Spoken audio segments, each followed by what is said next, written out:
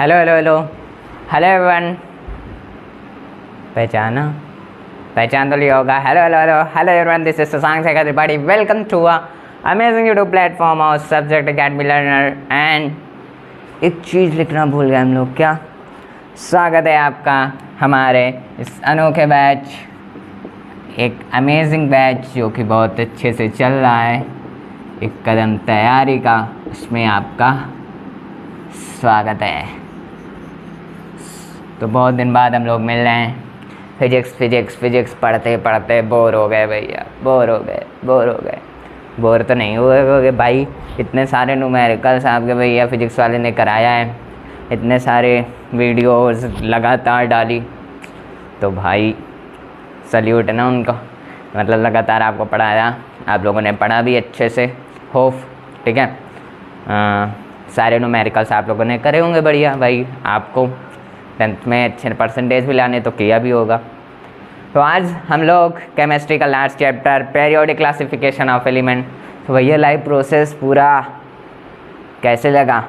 मतलब live process का one shot कैसे लगा? बढ़िया लगा। क्या कार्बोनेट्स कंपाउंड का वन शॉट बढ़िया लगा, और मेटल एंड नॉन मेटल का वन शॉट बढ़िया लगा। सब बढ़िया ना? एसिड बेसिस एंड सॉल्ट्स का वन शॉट मिला है कि नहीं मिला? शायद मिला होगा, नहीं मिला होगा तो वीडियो तो आई है, ठीक है, देख लेना। तो मज़ा आया हम लोगों को बहुत पढ़ के भैया, बहुत हमने पढ़ लिया इसमें। मतलब ये चल रहा जुलाई का मंथ, तो हमने इन मंथ में क्या क्या कवर कर लिया है, बहुत कुछ। तो ये जुलाई के लास्ट में हम लोग डिस्कस करेंगे। अभी तक हमने क्या कवर कर लिया है, ठीक है, देखेंगे। और भाई बहुत जल्दी कवर हुआ है हम लोगों का। प्रैक्टिस सेशन भी स्टार्ट होंगे कंप्लीट होने के बाद, एंड देन मॉडल पेपर की सॉल्विंग होंगी, एंड देन इंपॉर्टेंट क्वेश्चन के बारे में भी जानकारी दी जाएगी। पेपर तक आपके साथ रहा जाएगा, ठीक है, और उसके बाद विदा ले ली जाएगा आपसे। फिर नए बच्चों को पढ़ाना भी तो है ना। चलिए आज क्या है, पीरियोडिक क्लासिफिकेशन ऑफ एलिमेंट्स हम लोग पढ़ने वाले हैं, जहाँ पर पीरियोडिक टेबल के बारे में, ठीक है। ये जो है ये वीडियो, फिर देन वन शॉट पूरा आपको मिक्सअप वीडियो मिल जाएगी। ये मत सोचना वो कहाँ की वीडियो, सब एक ही पार्ट की वीडियो है, ठीक है। जहाँ पर मैं और दूसरे तरह लग रहा हूँ, जहाँ पर मैं जैकेट पहना हुआ हूँ, वो वीडियो आपको मिलेगी। बट आपको क्या करना है, पढ़ना है, क्योंकि वो पीछे की वीडियो है, तो मैंने सोचा उसे कंबाइन कर देते हैं, क्योंकि वहाँ पर मैंने मतलब अभी जो वीडियो मिलेगी आगे आपको, उसमें टाइम नहीं रहेगा मेरे को, तो इस वजह से कंबाइनिंग वीडियो मिल जाएगी। वहाँ पे ठंडी लग रही थी मुझको गर्मी के सीज़न में, है ना। तो पीरियोडिक क्लासिफिकेशन ऑफ एलिमेंट में पढ़ते हैं। An orderly arrangement of element. देखो, एक ऑर्डर में एलिमेंट को अरेंज करना, एक ऑर्डर में एलिमेंट को पढ़ना, एक सही तरीके से एलिमेंट को पढ़ना, इसीलिए क्लासिफिकेशन ऑफ एलिमेंट का करा गया है, जिससे कि हर एक व्यक्ति, हर एक स्टूडेंट उसको सही तरीके से पढ़ पाए। इस वजह से पीरियोडिक मतलब एलिमेंट का क्लासिफिकेशन किया गया, जहाँ पर उसे पीरियोडिक क्लासिफिकेशन ऑफ एलिमेंट बोलते हैं। जहाँ पर हम सुनते चले आ रहे हैं पीरियोडिक टेबल, तो वही है पीरियोडिक टेबल, है ना। तो यहाँ पर हम कई सारे लोगों के बारे में जानेंगे जिन्होंने पीरियोडिक टेबल की तरफ अपना हाथ बढ़ाया, अपने कदम को बढ़ाया, जहाँ पर वो बहुत लोगों ने फेल हुआ है, लेकिन लास्ट में हम भाई अपने मॉडर्न पीरियोडिक टेबल को पढ़ते हैं, ठीक है। जहाँ पर जिसके हैंडी मोस्ले भाई साहब हैं, नए भाई साहब के बारे में हम पढ़ेंगे, ठीक है। वहाँ पर बड़े भैया भी हैं, छोटे भैया भी हैं इसमें, है ना। तो चलिए डोबेरेनियर स्ट्रैट्स के बारे में पढ़ते हैं भैया, जो कि सबसे पहले भैया हैं जिन्होंने हमारे, अभी इसके पहले लेवोजियर साहब भी थे, लेकिन क्या करते हैं कि 10th में यहाँ से ही स्टार्टिंग है, तो यहाँ से भी पढ़ेंगे। 11th में आप पढ़ेंगे लेवोजियर, फिर देन और सारे बहुत लोगों ने कदम बढ़ाया था, तो उसके बारे में आप लोग पढ़ेंगे। लेकिन हम 10th में डोबेरेनियर स्ट्रैट्स के बारे में पढ़ेंगे, तो उनके बारे में स्टार्ट करते हैं। Classified the element into a group of 3 elements with similar properties in such a minor so that the atomic weight of the metal band was the arithmetic mean of the two। इसका मतलब समझो, ये तो है rectification वाली जो हमें लिखना है, ठीक है।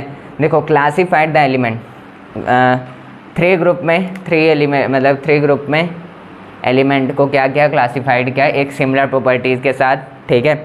सच अ माइनर मतलब सिंपल सा, सो that the atomic weight of the metal, जो एटॉमिक वेट था एलिमेंट का, मेटल एलिमेंट का, वो अर्थमेटिक मीन होता था। मतलब जैसे कोई एलिमेंट है तो उसका अर्थमेटिक मीन जैसे हम निकालेंगे स्टैटिस्टिक में, और अर्थमेटिक मीन, अर्थमेटिक प्रोग्रेशन, ये सब पढ़ेंगे। तो वहाँ पर जो अर्थमेटिक होता था ऑफ अदर टू, वो क्या होता था कि इससे atomic weight of the metal same होता था, मतलब माइन्योर होता था, ठीक है। Of the metal element was the arithmetic mean of the other two. जब अर्थमेटिक मीन निकालते थे तो जो एक एलिमेंट है ना उसका अदर टू के साथ भी मतलब दूसरे के साथ भी उसका अर्थमेटिक मीन होता था। ठीक है, अभी यहाँ पर आपको टेबल दिख रहा होगा। ठीक है, यहाँ टेबल पे देखो अर्थमेटिक मीन निकाला हुआ है, तो यहीं पर वही दिया गया है कि so that the atomic weight of the metal element was the arithmetic of other two के साथ अर्थमेटिक मीन होता था। ठीक है, पहले आपको याद रखना है कि एलिमेंट को, ठीक है, into group of three group of elements में डिवाइड किया था एक सिमिलर प्रॉपर्टीज़ के साथ, जहाँ पर atomic weight of the metal element was the arithmetic mean of the arithmetic mean से अदर टू। वहाँ पर आपको दिख रहा होगा जहाँ पर उन्होंने अर्थमेटिक मीन भी निकाला। ठीक है, वही टेबल है किसका, डोबेरेनियस टाइड्स का। लेकिन भैया इन्होंने तो सब कुछ किया, एलिमेंट्स भी बढ़िया तरीके से अर्थमेटिक मीन से भी रिलेट कर रहे हैं, देन इनका टेबल आज हम लोग क्यों नहीं पढ़ते? तो कई सारे लिमिटेशंस हैं। लिमिटेशन जैसे कि it was helpful in growing element में सिमिलर कैरेक्टरिस्टिक। देखो ये आसान था, लिमिटेशन अगर ये कर रहे थे तो ये आसान था एलिमेंट को ग्रो करना। ठीक है, एक सिमिलर कैरेक्टरिस्टिक के साथ एलिमेंट को ग्रो करना आसान था। टुगेदर मतलब साथ में एलिमेंट को बढ़ाना आसान था एक सिमिलर कैरेक्टरिस्टिक के साथ। But he could not arrange all the element known at the time into triads. देखो ये और एलिमेंट को नहीं अरेंज कर पाए ट्रायड्स के समय में। ठीक है, known at the time into triads के अंदर या फिर समय में इन्होंने क्या किया, और एलिमेंट को अरेंज नहीं कर पाया। ठीक है, देखो इस चैप्टर में आपको दो चीज़ें बहुत ही याद रखनी। एक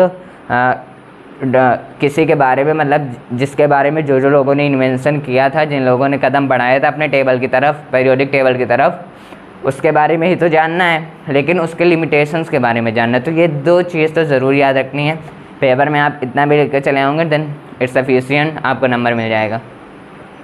तो ये होता है डोबेनियस टाइड का मतलब इन्होंने एलिमेंट का क्लासीफाइड तो किया, थ्री ग्रुप में एलिमेंट्स को डिवाइड तो किया, लेकिन इनकी लिमिटेशन क्या है थी कि ये तो अच्छी बात थी कि एलिमेंट का ग्रोइंग हो जाता है, एक सिमिलर कैरेक्टरिस्टिक में एलिमेंट का ग्रो होता, but he could not arrange, ये ऑल एलिमेंट को एक समय में अरेंज नहीं कर पाए, ट्रायड्स में एक समय में अरेंज नहीं कर पाए, देन इनकी टेबल आज हम लोग नहीं पढ़ते।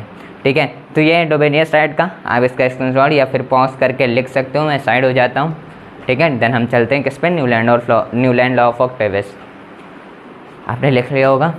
न्यूलैंड लॉ ऑफ ऑक्टेवियस की बात करें तो हमारे दूसरे भाई साहब हैं जिन्होंने डोबेनियस स्टेट के बाद एक नया कदम बढ़ाया अपने को लेकर। ठीक है, तो पहली बात इनका याद रखना है कि इन्होंने, सॉरी मार्कर गिर गया, इन्होंने अपने समय में क्या किया कि 56 एलिमेंट को डिस्कस किया। ठीक है, 56 एलिमेंट का डिस्कवरिंग की। अब जानते हैं न्यूलैंड्स इन 1865, ठीक है, found that if the element was arranged in increasing order, atomic weight of the properties of every 8 element was similar to those of first one।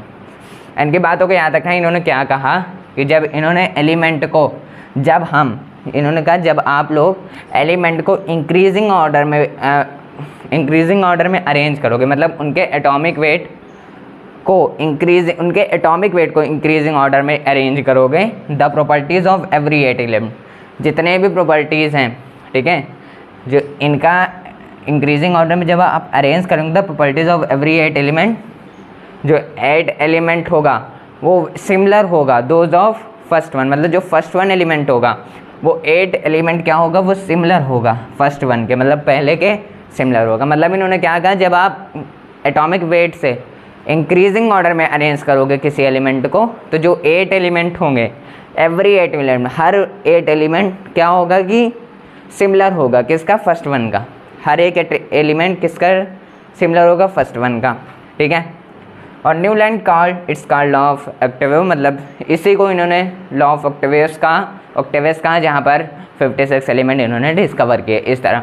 But अब आ जाती है लिमिटेशन। देखो इन्होंने 56 एलिमेंट तो किए, बट जो इन्होंने बोला कि 8 एलिमेंट फर्स्ट वन के सिमिलर हमें दिखेगा जब हम इंक्रीजिंग ऑर्डर में करेंगे, तो ये सिर्फ कैल्शियम तक ही चला। मतलब कैल्शियम तक 56 एलिमेंट तो किया था, बस 56 क्या हुआ कि इन्होंने कैल्शियम तक ही ये काम चला। देखते हैं लिमिटेशंस में। लिमिटेशंस की बात करें, it was found that law of octaves was applicable only up to calcium. देखो जो लॉ ऑफ ऑक्टेवियस था, मतलब जहाँ पर इन्होंने बताया कि इंक्रीजिंग ऑर्डर में अरेंज करो एटॉमिक वेट के आधार पर, then properties of every 8 element, 8 element की प्रॉपर्टीज़ क्या होगा, 8 एलिमेंट की प्रॉपर्टीज़ सिमिलर हो जाएगी फर्स्ट वन के। तो यहाँ पर लिमिटेशंस में ये निकला कि जो ये लॉ ऑफ ऑक्टेवियस था, इसी को हमने लॉ ऑफ ऑक्टेवियस का, तो ये जो लॉ ऑफ ऑक्टेवियस है ये सिर्फ कैल्शियम तक ही चला, ओनली अप टू कैल्शियम। अगर हम अपने मॉडर्न पीरियोडिक टेबल से बात करें तो 20 पर हमारा कैल्शियम आता है, तो ये फिर हम अगर उसके आधार पर देखें तो मतलब एक ऑब्जेक्टिव से 20 कैल्शियम तक, ठीक है। लेकिन बट हम टेबल आपको दिखाते हैं, ठीक है। ये टेबल देखिए, अब जहाँ पर कैल्शियम है इसमें, ठीक है, वहाँ पर क्या है, वहाँ तक वहीं तक क्या है, वहीं तक टेबल को अरेंज किया गया है। मतलब समझे, मतलब जो 56 एलिमेंट में है अप टू कैल्शियम तक ही ये जो properties 8 element were similar to those of first one, वो कैल्शियम तक ही लॉ ऑफ ऑक्टेवियस फॉलो हुआ। अब आगे लिमिटेशंस के बारे में पढ़ते हैं, ये टेबल देखते रहना।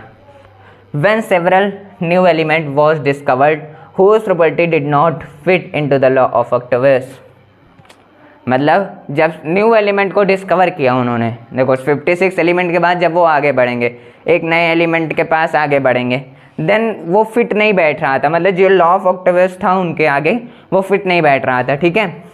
ये याद रखनी है लिमिटेशन की। जब आगे उन्होंने डिस्कवरी चालू की, जब एक न्यू एलिमेंट की तरफ बढ़े तो वो जो प्रॉपर्टी थी वो लॉ ऑफ ऑक्टेवियस में फिट नहीं हो रही थी, ठीक है, वो एकदम फिट नहीं बैठ रही थी कि ऐसा हुआ तो हाँ हो जाएगा, जब हम नया एलिमेंट करेंगे तो वो हो जाएगा।